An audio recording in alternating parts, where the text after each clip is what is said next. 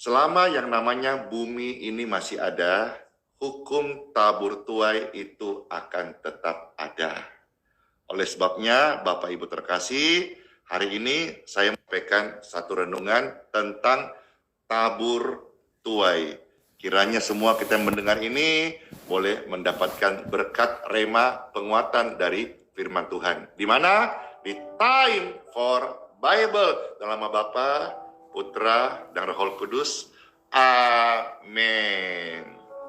Sabda firman Tuhan yang pertama, saya ajak Bapak Ibu membuka dari kitab Kejadian, pasal 8, ayat yang ke-22.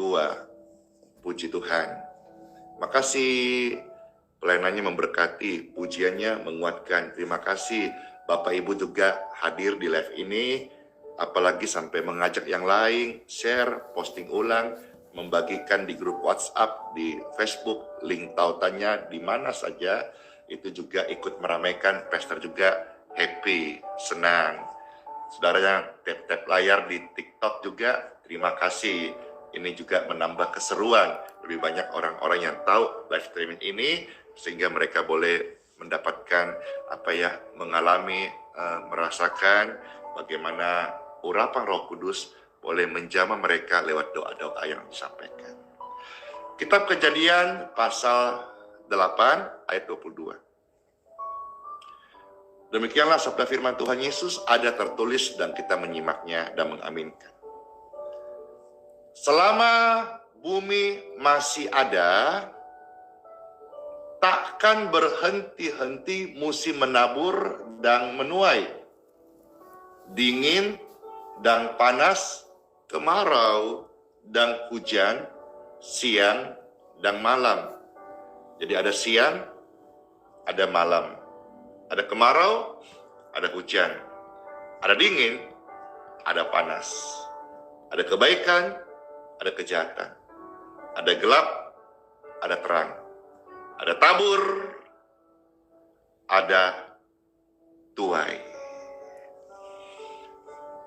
Marilah kita menjadi orang percaya, anak Tuhan Yesus khususnya, orang yang suka menabur. Ya, orang yang suka menabur itu disebut, Alkitab berkata, mereka orang yang murah hati. Dan kesukaannya orang yang murah hati itu pasti bukan membenci, ya, pasti bukan dendam, pasti bukan jahatin orang, melainkan kesukaan orang yang murah hati adalah dia senang berbuat baik kepada orang lain, berbuat baik kepada dirinya sendiri, ya kan? Karena ada orang yang suka nyakitin diri sendiri. Mana ada pastor? Ada. Mau tahu? Kalau kamu benci orang dan engkau biarkan tetap kebencian dalam hatimu, itu kamu siksa dirimu sendiri. Ada juga orang yang pelit dengan diri sendiri. Maksudnya apa? Dia itu untuk makan saja, dia irit. Dibandingkan makan makanan yang berprotein, yang higienis, yang sehat, dia memilih makan makanan yang penting murah gitu. Murah, ada yang bersih, tapi dia tidak peduli kebersihan, yang penting murah. Itu namanya pelit dengan diri sendiri. Ya, makannya mie instan terus, padahal secara kontinu, rutin, itu tidak bagus buat lambung. Tapi karena murah, dia makan terus itu. Itu juga sama dengan menyiksa diri sendiri atau pelit dengan diri sendiri. Sampaikan ini, Tuhan rindu setiap kita orang percaya hidup dalam kelimpahan berkat-Nya. Ya, kelimpahan berkat itu adalah orang yang bisa mengucap syukur. Nikmatnya orang yang bisa mengucap syukur itu sungguh sangat amat nyaman. Hidup yang bersyukur adalah hidup yang menerima apa adanya yang Tuhan kasih. Dan dengan cara itu kita meluputkan diri dari namanya serakah, rakus, ambisi yang membuat kita tergoda melakukan hal-hal yang salah di luar daripada apa yang Tuhan firmankan. Dalam kitab Amsal pasal 11 ya, kita melihat ayat 17. Di sini firman Tuhan berkata, Amsal 11 ayat 17, orang yang murah hati, itu Tuhan berkata, kalau kita ini suka berbuat baik, ya, kita disebut murah hati. Ketika rame-rame, orang murah hati, orang murah hati, orang murah hati. Siapa itu? Saya. Kalau saudara hari baru dengar, biarkan hidupmu menjadi pribadi, dikenal orang murah hati. Orang murah hati. Orang murah hati. Ya.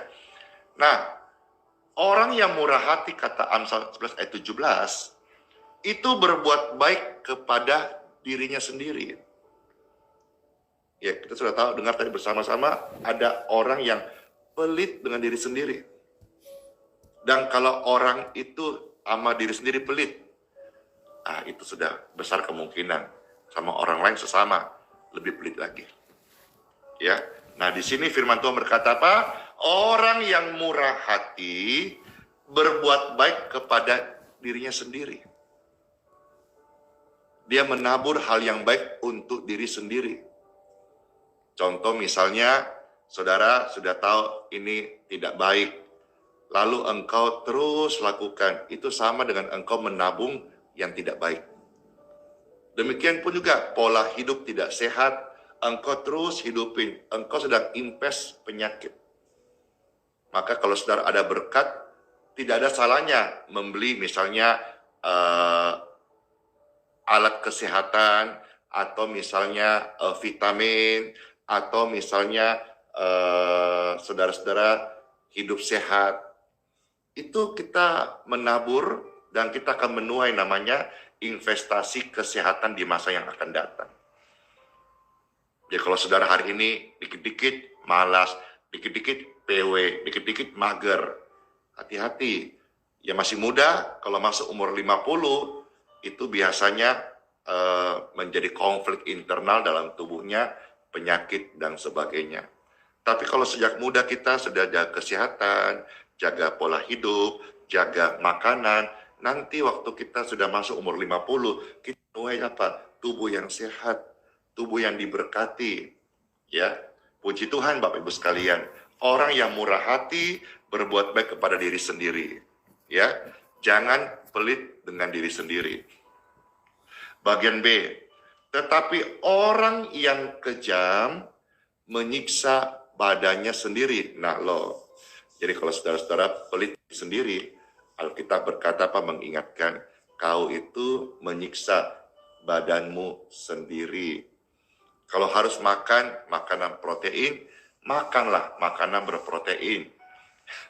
Saya pernah lihat video TikTok itu, atau di medsos, atau di Facebook, atau YouTube itu, ada, entahlah ini mungkin hanya sebuah kontennya, dia bilang 1 tahun makan nasi sama kecap bisa beli motor. Ya, lalu ditambah lagi 5 tahun ya makan nasi sama kecap ya bisa beli mobil. Lalu dikasih di video konten itu 10 tahun makan nasi sama kecap bisa beli rumah. Ya, itu just konten, tapi sebetulnya juga kita kan hidup bukan hanya untuk mau beli motor, beli mobil, beli rumah, tidak. Kita hidup ini mau sehat. Ya, janganlah pelit-pelit dengan diri sendiri. Nanti kalau misalnya punya motor, punya mobil, atau punya rumah, tahu-tahu karena makan nggak dijaga, demi irit-irit, sakit, saya mau tanya, siapa yang bisa nanti pakai, jalankan motor, mobil, pakai huni rumah itu? Kan sayang.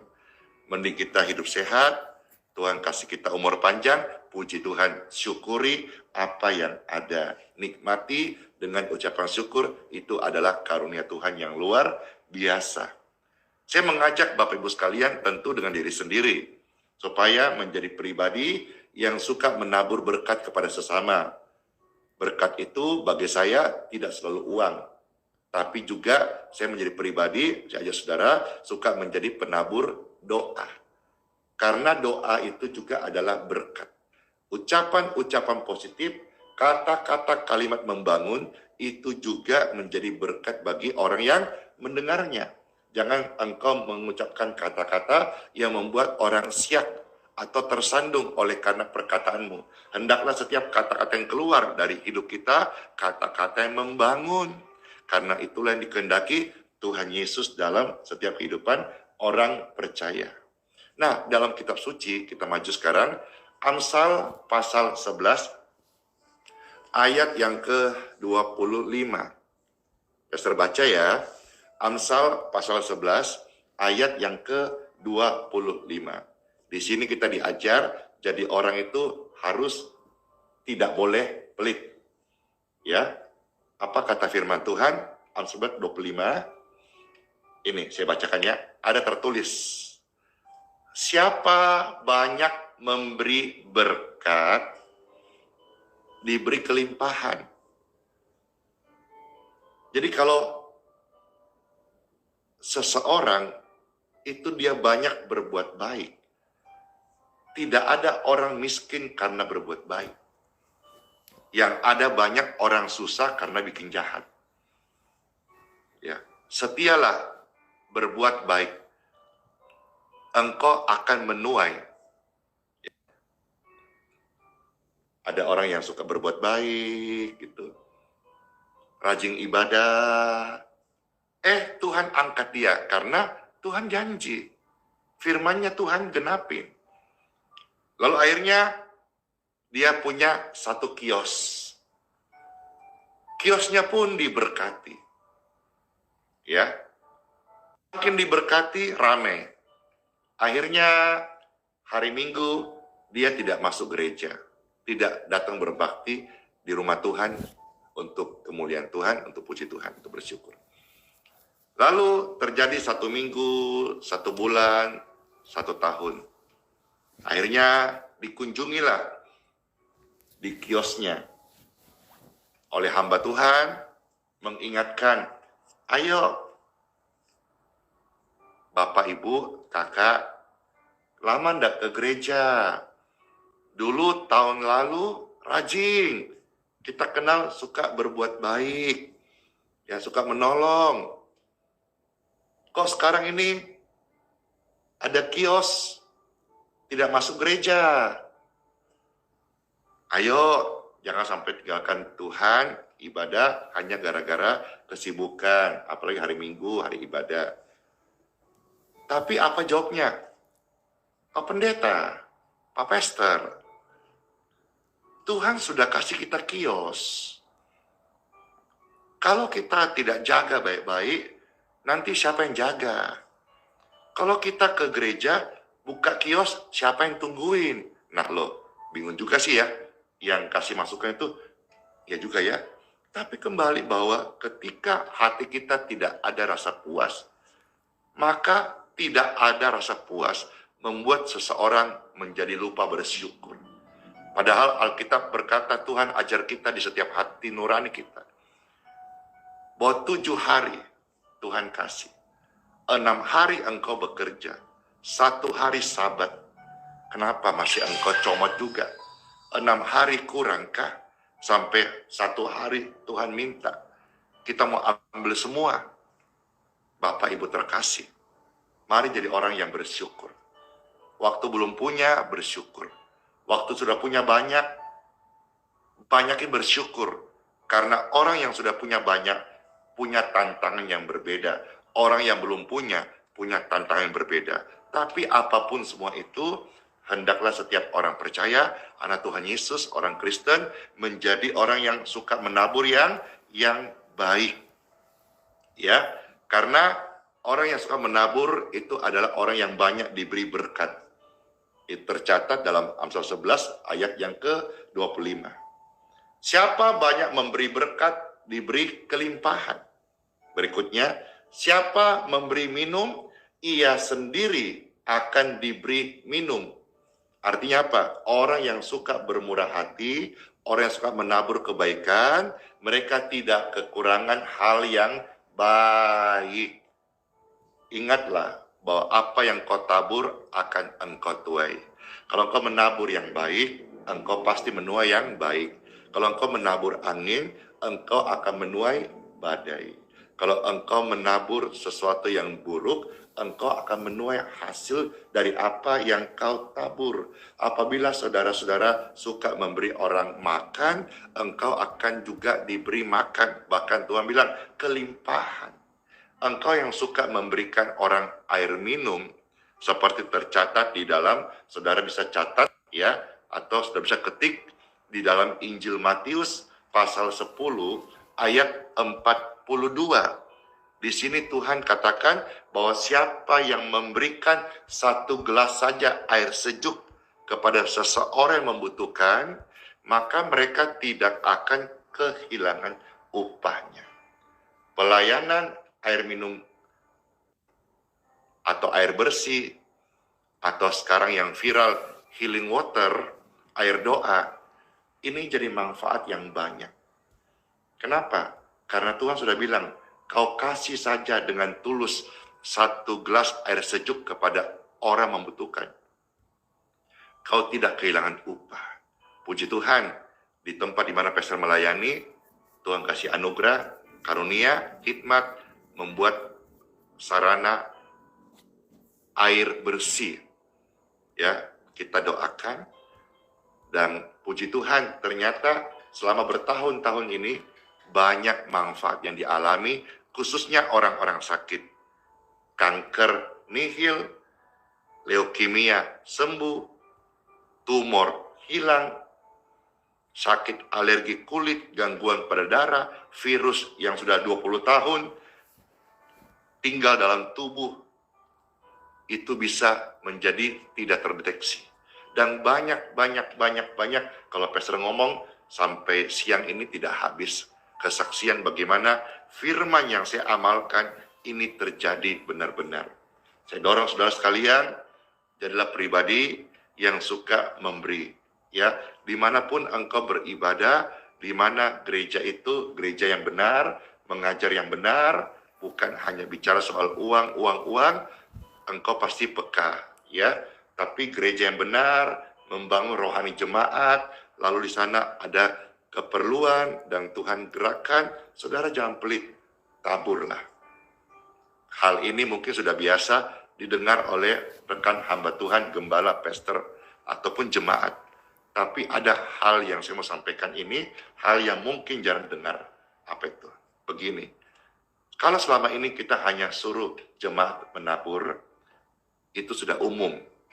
Kesempatan ini saya mau sampaikan, mari gereja atau hamba Tuhan juga hendaklah menjadi penabur. Jangan hanya pemberita atau pengajak untuk menabur ke gereja atau ke pelayanan, tapi dia sendiri atau gerejanya sendiri yang bahkan saya melihat banyak yang sudah besar, sudah megah-megah, tapi dia tidak terlihat atau tidak memberikan contoh untuk menabur. Contoh yang paling real saja, kalau ada di antara umatnya dalam penggembalaan di gereja itu yang sakit, harusnya gereja yang pertama-tama untuk datang membesuk, menolong, dan mendoakan. Kalau dia dalam hal butuh finansial, jangan pelit, jangan buat sistem-sistem yang birokrasinya rumit. Ini, itu. Kita ini pelayanan kasih, bukan birokrasi seperti pemerintah. Mesti suruh ini, urus itu, urus ini, rujukan ini, BPJS aja pakai rujukan ini, itu. Tapi kadang-kadang dibantu. Kita ini hamba Tuhan, gereja itu seperti bengkel, gereja itu seperti rumah sakit, gereja itu seperti ruang rawat inap. Orang-orang yang kita layani bukan hanya kita meminta dia untuk lakukan firman, bukan hanya meminta dia untuk menjadi penabur, pendukung pelayanan atau pekerjaan Tuhan, tapi kita juga mau menjadi pengayom setiap mereka. Wah, kalau ini terjadi dalam setiap gereja, tidak ada jemaat yang miskin, tidak ada jemaat yang susah. Saya bukan gembala. Hari Minggu pun saya tidak fokus dalam penggembalaan. Tetapi kalau ada orang-orang yang saya tahu, yang saya pernah layani, susah, saya pasti bantu. Meskipun saya bukan gembalanya. Apalagi Anda, saudara-saudara yang disebut Bapak Gembala, Ibu Gembala. Apakah tidak ada panggilan, alarm di hati kita untuk peduli dengan domba-domba yang Tuhan percayakan ini? Saya sampaikan kepada setiap orang dan juga di sini, siapapun yang saudara pernah saya layani, dan engkau ada keperluan, ya tentu dalam skop saya bicara Balikpapan saja dah. Saya bukan Superman yang bisa menjangkau semuanya. Awal-awal iya saya lakukan, tapi sepanjang ke sini tidak kepegang.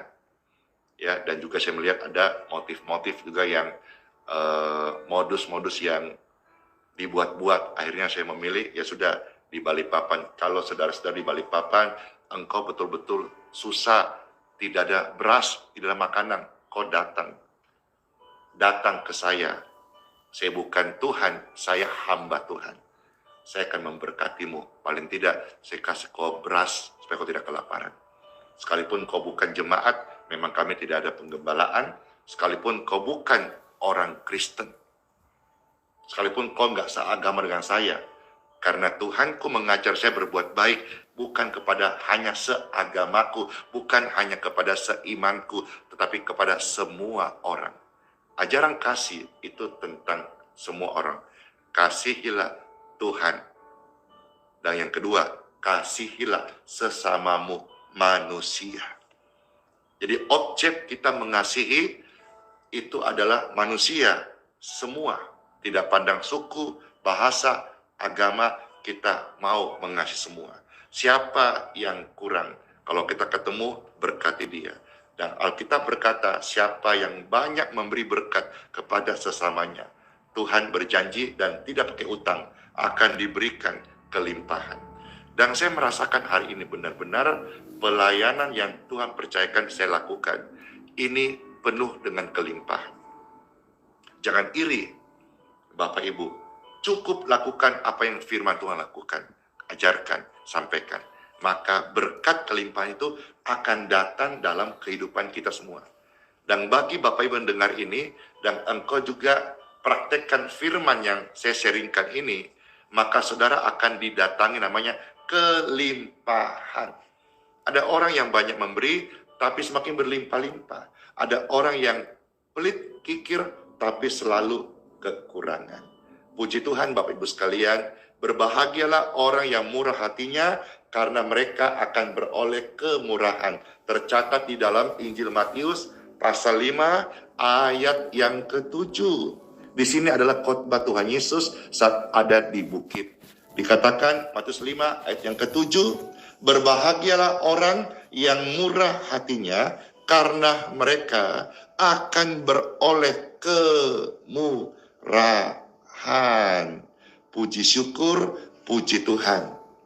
Firman Tuhan hari ini mengajar kita untuk menabur di dalam roh. Menjadi berkat itu menabur dalam roh. Menolong orang susah, menabur dalam roh. Berdoa, menabur dalam roh. Ibadah, menabur dalam roh. Tapi kalau saudara pelit, kikir, dendam, benci, jutek, judes, itu saudara menabur dalam daging. Kalau kau coba-coba benci, kau pelihara benci, nanti kau akan menuai apa? Kepahitan. Saya rindu sekali beberapa ayat dari kitab Galatia ini. Ya, kita baca untuk menuntun kita day by day. Hidup di dalam menabur, hidup di dalam kebaikan, hidup di dalam suka membantu, dan juga kita paham betul bahwa kita mau selalu menabur dalam roh. Kalau kita misalnya tidak itu, kita tidak menabur dalam roh, hanya dua. Tadi kan gelap terang, siang malam, jahat baik. Kalau saudara tidak menabur dalam roh, maka engkau sedang menabur dalam kedagingan. Dan barang siapa yang menabur dalam kedagingan, mereka akan menuai kebinasaan. Barang siapa yang menabur setia di dalam roh, mereka akan menuai hidup yang kekal. Galatia pasal 6 ayat 8 sampai ayat yang ke-10. Puji syukur, puji Tuhan.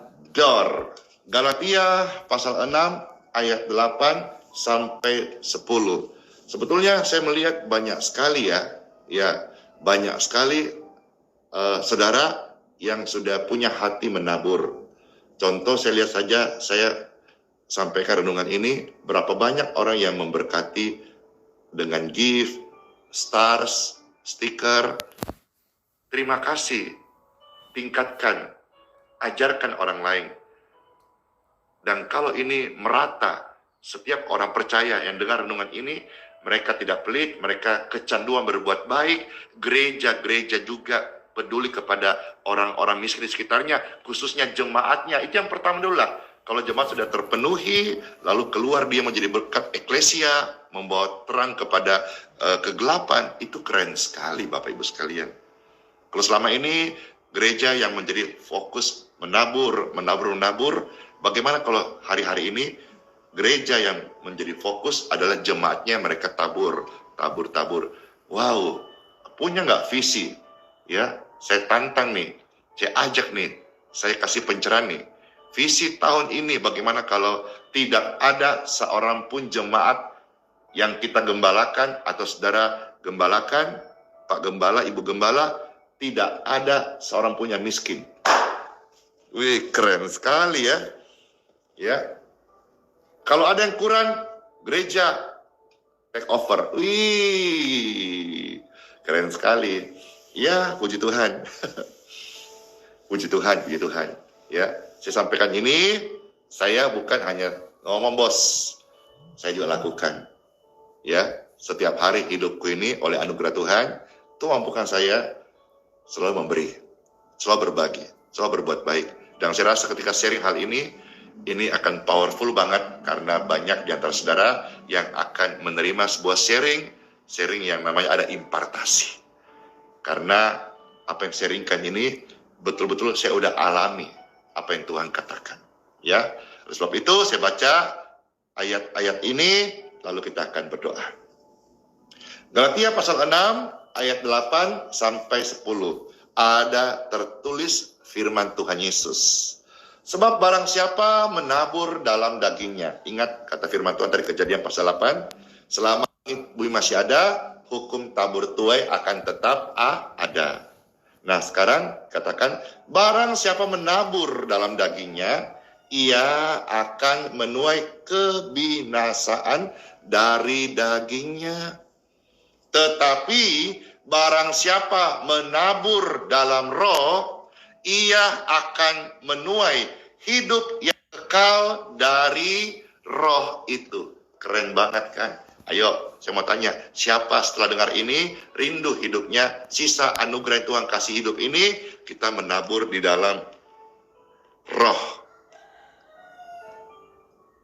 Kita akan menuai hidup yang kekal dari roh itu. Ayat 9. Saya ingatkan kembali, saya firman Tuhan, janganlah andi jemu-jemu berbuat baik ketika rame-rame nama saudara. Janganlah saya, namamu siapa? Janganlah saya jemu-jemu berbuat baik. Ingatkan diri sendiri, karena berbuat baik itu seperti kita masuk dalam pagar perlindungan Tuhan Yesus. Dari apa? Dari keserakahan. Jadi janganlah jemu-jemu kita berbuat baik.